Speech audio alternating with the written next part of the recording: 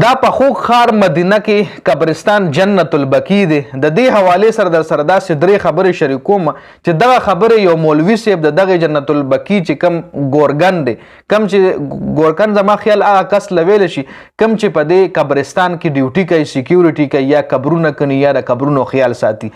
نو هغه ګورګن نه یو مولوي صاحب تپوس کړو چې دغه د خولې بیان در سره شریکوم چې جنت البقیع له الله پاک څومره غټ فضیلت ورکړی دی. جنت البقیع قبرستان له غټ فضیلت خو به ځکه وي ګوره چې زمونږ د خوږ نبی حضرت محمد صلی الله علیه و آله وسلم روزې مبارک سره دا په څو قدمونو فاصله کې ده جی. مخامخ وله زمونږ د خوږ نبی حضرت محمد صلی الله علیه و آله وسلم روزه مبارک ته او هغې نه تقریبا پیدل چې 2-3 منټه مزل وکړي تقریبا 100-120 قدمه چې والي نو دې جنت البقیع له به راورسي لکه دومره فاصله ده پکې. نو خامخا څه ناڅه فضیلت خو به ورله حاصلي. اوس دغه ګورکن چې کوم دی د جنت البقیع قبرستان حوالې سره چې کومې خبرې کړي دغه مولوي صاحب له نو هغه در سره په دې ویډیو کې شریک کوم.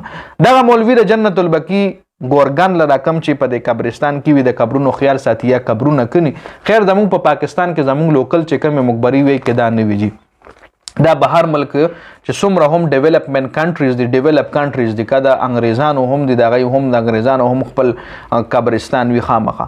نو هغوی هم دغه مطلب یو سیکیورټي وي، هغه پکې بیل روم وي، هغه له ښه فیسلیټیز پرووایډ کوي جي.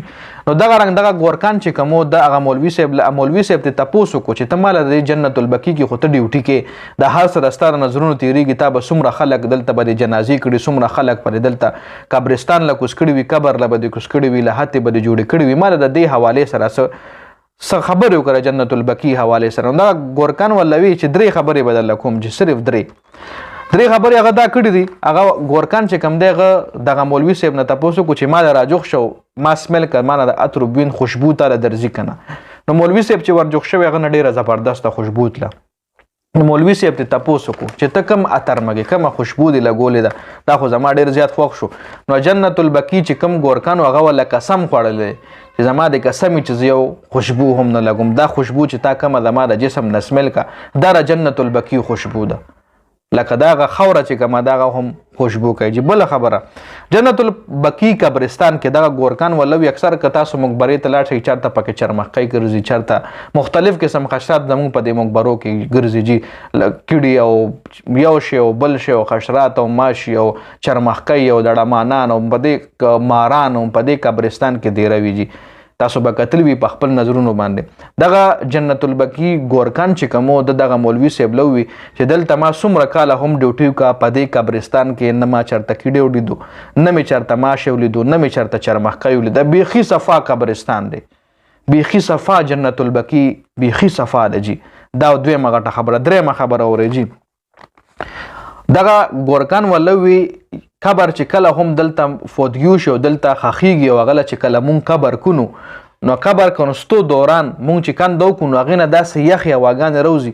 دغه ګورکن ولوي چې څو ځله دغه یخو هواګانو په وجه زه هغه قبر کې اوده شم او هلته دمه مه وکړم، لکه قبر کې ماله دومره سکون میلو شي، دومره یخې یخې هواګانې د دغه قبر نه راوځي، د دغې کندې نه راوځي چې کم قبر مونږ کنو جي.